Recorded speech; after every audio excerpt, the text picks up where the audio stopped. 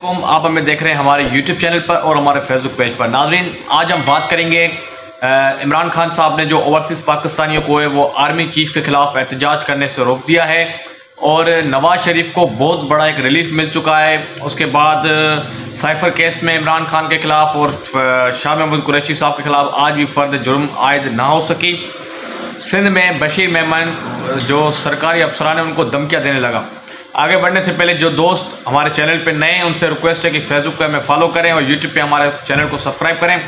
नाज़रीन, आज शेर अफजल मरवत ने जब इमरान खान से मुलाकात के बाहर आकर मीडिया से बात की तो उन्होंने ये पैगाम दिया कि जो ओवरसीज़ पाकिस्तानी हैं जिनकी तरफ से अमेरिका में ये ऐलान किया गया था कि वो आर्मी चीफ के सामने अपना प्रोटेस्ट रिकॉर्ड करवाएंगे, जो कि इमरान खान साहब ने जेल से पैगाम भेजा है अपने ओवरसीज़ पाकिस्तानियों के नाम, कोई भी आर्मी चीफ के सामने या उनके खिलाफ या उनके सामने कोई भी प्रोटेस्ट ना करें। इससे हमारे मुल्क की बदनामी होगी, इससे हमारे मुल्क के फ़ौज की बदनामी होगी। और मैं समझता हूँ, मेरी ज़ाती राय है कि ये बहुत ही अच्छा इक़दाम उठाया इमरान खान ने, क्योंकि बहुत सारे लोग फिर इस चीज़ का फ़ायदा भी उठाते हैं और PTI और फ़ौज को फिर आपस में लड़वाने की एक साजिश भी की जाती है।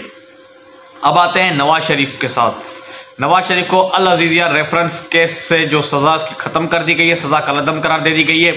ये वो रिलीफ है जो नवाज़ शरीफ डील करके पाकिस्तान में आया है। ये वो रिलीफ है जो नवाज़ शरीफ को यकीन दिलानी कराई गई थी कि आप पाकिस्तान सिर्फ पैर रखें, आप पहुँचे, अदालत रिलीफ आपको खुद देंगी।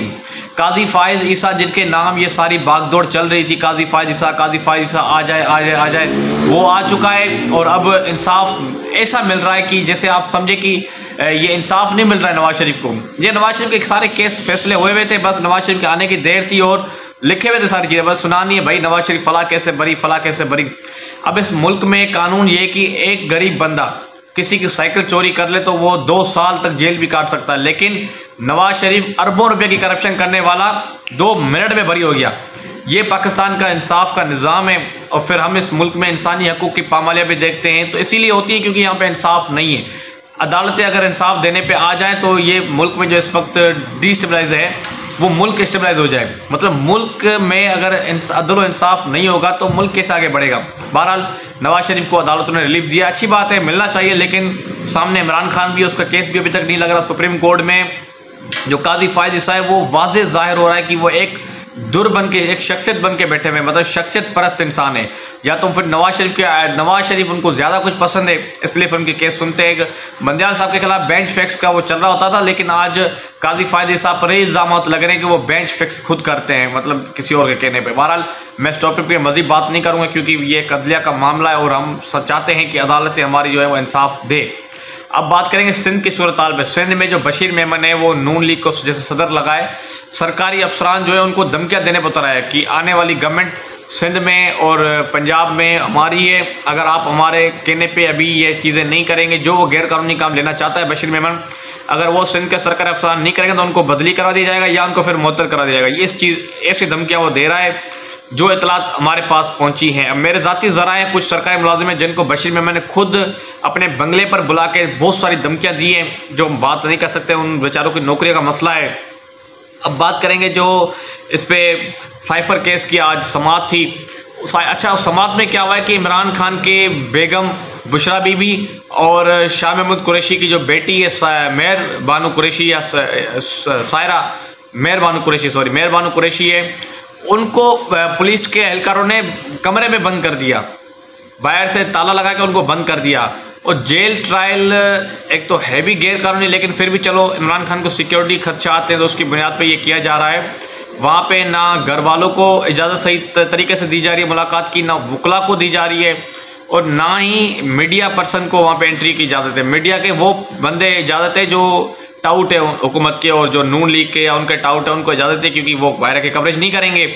आज वकला के एहतजाज के बाद ताले खोले गए और जो इमरान खान की अपनी एहलिया है बुशरा बीबी और शाह महमूद कुरैशी की जो बेटी है उनको फिर बाहर निकाला गया, वरना उनको कमरे में बंद कर दिया गया।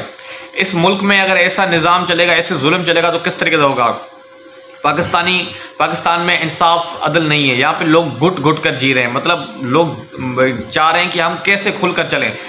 आज पीपल्स पार्टी ने भी जलसा किया है, गुज़श्ता 2 दिन पहले मुस्लिम लीग नून भी जलसा कर चुके, लेकिन जलसा करने की इजाज़त तहरीक इंसाफ को नहीं है। तो पाकिस्तान तहरीक-ए-इंसाफ ने सिंध में आने का भी ऐलान किया है। शेर अफजल मरूत ने ऐलान किया कि वो कराची में अपना वर्कर कन्वेंशन करने जा रहे हैं। बलूचिस्तान का उन्होंने शेड्यूल जारी कर दिया है। पंजाब में वो अगले 1.5 हफ्ते बाद पंजाब में जा रहे हैं। अब देखते हैं पंजाब का शऊर कैसा है। जैसे खैबर पख्तूनख्वा के अवाम ने सारी रुकावटें तोड़ने के बाद वो कन्वेंशन में पहुँचे हैं। क्या वैसे पंजाब और सिंध और बलूचिस्तान के लोग पहुँचते हैं या नहीं, या उन लोगों का इम्तिहान है। मैं समझता हूँ लोगों को निकलना चाहिए ताकि ये जो लोग जो इस वक्त प्रेशर डाल रहे हैं, जो फसाइद लगा के बैठे हुए हैं, जो जुल्म कर रहे हैं, जबर कर रहे हैं, उनको भी ये बात पहुंचे कि अवाम इन चीज़ों को कबूल नहीं करेगी। जो नवाज शरीफ डील करके प्राइम मिनिस्टर बन रहा है, अवाम इस चीज़ को कबूल नहीं करेगी। और ये धांधली कर सकते हैं इलेक्शन में, अगर 2-3 हज़ार, 4 हज़ार, 5-10 हज़ार वोटों का फ़र्क हुआ तो कर सकते हैं। लेकिन अगर फ़र्क 40-50 हज़ार, 30 हज़ार वोटों तक पहुँच गया मुखालफिन को, तो फिर ये धांधली करना मुश्किल नहीं, नामुमकिन है। फ़र्ज़ करें अगर पीटीआई को वोट पड़ता है 80 हज़ार और नून लीग को वोट पड़ता है 40 हज़ार, तो ये 40 हज़ार वोटों का गेम नहीं घूम सकते। इमरान रियाज भी मैदान में आ चुके हैं। उन्होंने आज जो ट्वीट किए हैं उससे तो साफ ज़ाहिर होता है कि वो अभी तक उसी लाइन पे खड़े हैं जिस लाइन पे वो 11 मई को खड़े थे, 9-10 मई को खड़े थे। अब उनके जो व्लॉग है वो जैसे स्टार्ट होंगे तो उनका पता चल जाएगा कि वो किस साइड खड़े हो गए हैं। क्या वो वाकई जैसी खबरें चल रही है, आदिल राजा जो बात कर रहा है वो दुरुस्त है तो पता चल जाएगा, वो दुरुस्त नहीं है तो पता चल जाएगा। वैसे मैं समझता हूँ आदिल राजा का लोगों को बाइकाट करना चाहिए। आदिल राजा फ़ौज के खिलाफ जहर उगलता है और पाकिस्तानी नौजवानों को फ़ौज के खिलाफ वर्गलाता है। और पाकिस्तानी नौजवानों को चाहिए अपने ऐसे लोगों के कहने पे ना चले, पाकिस्तान में मौजूद जो लोग हैं उनके कहने पे चले, क्योंकि असल तो हकीकत वही बता सकते हैं जो पाकिस्तान में बैठे हैं।